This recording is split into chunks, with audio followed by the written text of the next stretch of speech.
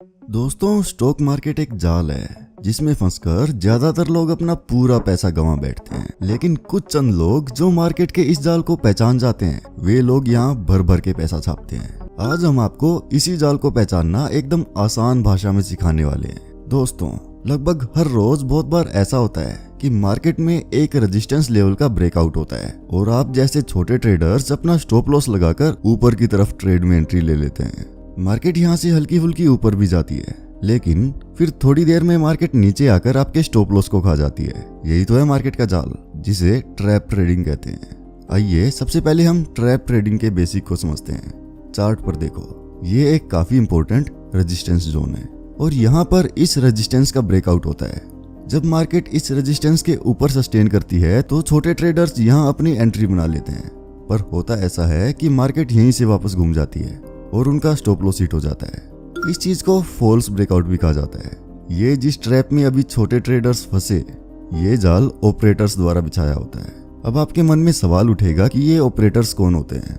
तो भाई साहब, बात ये है कि ऑपरेटर बहुत बड़ी बड़ी पार्टीज होती हैं जो एकदम से एक टाइम पर करोड़ों रुपए मार्केट में झोंक देते हैं। इनका मेन मकसद होता है कि मार्केट को रेजिस्टेंस तक ले जाकर ब्रेकआउट करवाया जाए। अब जैसे ही ब्रेकआउट होता है तो छोटे ट्रेडर्स इसको प्रॉफिट कमाने की अच्छी अपॉर्चुनिटी की तरह देखते हैं। दोस्तों, ट्रेडिंग एक जीरो सम गेम होता है। मतलब यहाँ एक ट्रेडर का नुकसान दूसरे ट्रेडर का फायदा होता है।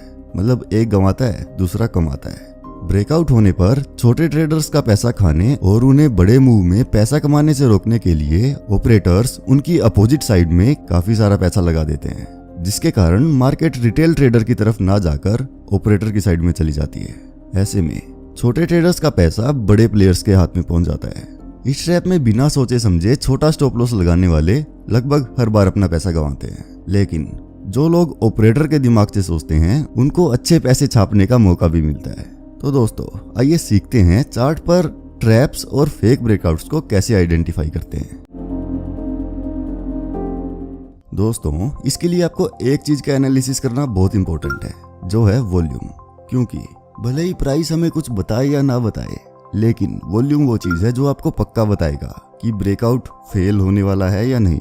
वॉल्यूम आपको ये भी जानकारी देता है कि मार्केट में बड़े प्लेयर्स के बड़े ऑर्डर्स कब एग्जीक्यूट हो रहे हैं। जैसा कि हमने आपको पहले बताया कि आपको मार्केट के समुद्र में हमेशा बड़ी मछली के साथ चलना होता है, ना कि उसके खिलाफ। इसलिए हमारा वॉल्यूम को देखना बहुत ही ज्यादा इंपॉर्टेंट हो जाता है। जो लोग वॉल्यूम को इग्नोर करके सिर्फ प्राइस पर भरोसा करते हैं, वो कान खोल के सुन लो।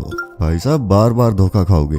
अगर आपको नहीं पता कि चार्ट पर वॉल्यूम कैसे लगाया जाता है, तो ये एकदम सिंपल है। आपको जस्ट इंडिकेटर वाले सेक्शन में जाना है और वॉल्यूम वाला इंडिकेटर वहां आप इजीली सेलेक्ट कर सकते हैं। ध्यान रहे, जो लोग इंडेक्स पर ऑप्शंस खरीदते हैं, उनको वॉल्यूम की जगह ओपन इंटरेस्ट पर नजर रखनी चाहिए। आइए अब आपको इस वॉल्यूम इंडिकेटर का यूज करना सिखाते हैं। आपको यहाँ चार्ट के नीचे ये लाल हरी बार्स नजर आ रही होंगी। भाई साहब, जितनी लंबी बार उतना ज्यादा वॉल्यूम। आइए जानते हैं कि हम कैसे वॉल्यूम की मदद से फेक ब्रेकआउट को आइडेंटिफाई कर सकते हैं। इस चार्ट में प्राइस ग्रीन कैंडल बनाते हुए ऊपर की ओर जा रहा है। एक लेवल के बाद अब जैसी प्राइस इस रेजिस्टेंस लेवल को क्रॉस करता है, तो छोटी छोटी रेड कैंडल्स के साथ रिट्रेस भी करता है। ऐसे समय में हमें वॉल्यूम पर ध्यान देना चाहिए। आपको देखना है कि जब प्राइस ऊपर जा रहा था, तो क्या वॉल्यूम की बार्स भी साथ साथ लंबी हो रही थी? अगर हो रही थी तो ये एक अच्छा साइन है कि बायर्स में काफी स्ट्रेंथ है। वहीं पर रिट्रेसमेंट के दौरान अगर वॉल्यूम कैंडल्स पहले से छोटी हैं, तो ये एक संकेत है कि सेलर्स मार्केट में कमजोर हैं। मतलब मार्केट में अभी भी बायर्स ज्यादा हैं और सेलर्स कम। अर्थात जब मार्केट हल्की सी भी नीचे जा रही है, तो सेलर्स इसमें ज्यादा पार्टिसिपेट नहीं कर पा रहे। इस रिट्रेसमेंट के बाद जब प्राइस बड़ी ग्रीन कैंडल बनाते हुए रिसेंट हाई को ब्रेक करके स्विंग हाई के ऊपर क्लोज करता है, तो यहाँ पर आए वॉल्यूम को देखो। अगर यहाँ पर बनी वॉल्यूम बार रिट्रेसमेंट की वॉल्यूम बार से बड़ी है, तो ये हमारे लिए एक परफेक्ट ट्रेडिंग सेटअप है, जहाँ पर हम बाइंग पोजीशन बना सकते हैं। ये एक रियल ब्रेकआउट का संकेत है और हमें ऐसे में बिना किसी संकोच के अच्छे रिस्क टू रिवॉर्ड रेशो के साथ ट्रेड में घुस जाना चाहिए। जैसा कि हम जानते हैं कि मार्केट में हमारे डिसीजंस 100% कभी भी ठीक नहीं हो सकते, लेकिन ज्यादातर बार ये सेटअप हमें प्रॉफिट ही देगा। आइए अब जानते हैं कि हम एक फेक ब्रेकआउट को कैसे आइडेंटिफाई कर सकते हैं। जब प्राइस रेजिस्टेंस लेवल को ब्रेक करके थोड़ा ऊपर क्लोज करता है, तो हम देखते हैं कि उस समय की वॉल्यूम बार्स भी बड़ी होती जा रही हैं। फिर जब प्राइस वहां से रिट्रेस करता है, तो हम देखते हैं कि यहाँ भी वॉल्यूम बार्स बड़ी ही होती जा रही हैं। ये दिखाता है कि सेलर्स अब धीरे धीरे मजबूत हो रहे हैं और बड़ी क्वांटिटी के साथ मार्केट में एंट्री ले रहे हैं। अब जब प्राइस छोटे छोटे ग्रीन कैंडल्स बनाते हुए ऊपर उठता है और वॉल्यूम का साइज रेड वॉल्यूम बार से छोटा होने लगता है, तो ये कंफर्म करता है कि बायर्स अब कमजोर हो चुके हैं। ऐसे में हमें स्विंग लो को मार्क करना होता है। अब जैसे ही प्राइस इस स्विंग लो को तोड़ते हुए नीचे की तरफ सस्टेन करता है और इसका वॉल्यूम भी पहले की ग्रीन कैंडल से ज्यादा है, तो ये एक परफेक्ट संकेत है कि हमारा ब्रेकआउट फेल हो चुका है। ऐसे में हमें अपनी पुरानी बाई पोजीशन को क्लोज करके अच्छे रिस्क टू रिवॉर्ड रेशियो के साथ शॉर्ट पोजीशन बनानी चाहिए। आइए एक और एग्जांपल देखते हैं। इस चार्ट को देखो, मार्केट साइडवेज है और सिर्फ एक जोन में मूव कर रही है। यहाँ पर इस कैंडल ने रेजिस्टेंस जोन को तोड़ दिया और इसके ऊपर अच्छे से सस्टेन भी किया। ऐसे में ज्यादातर नए ट्रेडर्स ऊपर की तरफ के ट्रेड में घुस जाते हैं, लेकिन तभी मार्केट नीचे आ जाती है और उन सबका स्टॉप लॉस खा जाती है। अब जब मार्केट थोड़ी नीचे सपोर्ट के पास आती है तो रिटेल ट्रेडर्स बिना कैंडल की क्लोजिंग का वेट किए मार्केट की ऊपर जाने की आस में फिर से बाइंग पोजीशन बना लेते हैं। पर होता यह है कि मार्केट सपोर्ट के नीचे क्लोजिंग देकर फिर से सबका स्टॉप लॉस खा जाती है। ऐसे में ट्रेडर्स की साइकोलॉजी खराब हो जाती है और वे आगे बनने वाले सभी अच्छे मौकों को ट्रैप के डर से मिस कर देते हैं। आइए अब इस सेम चार्ट को हम एक दूसरे नजरिए से देखते हैं। इस बार हम वॉल्यूम का भी इस्तेमाल करेंगे।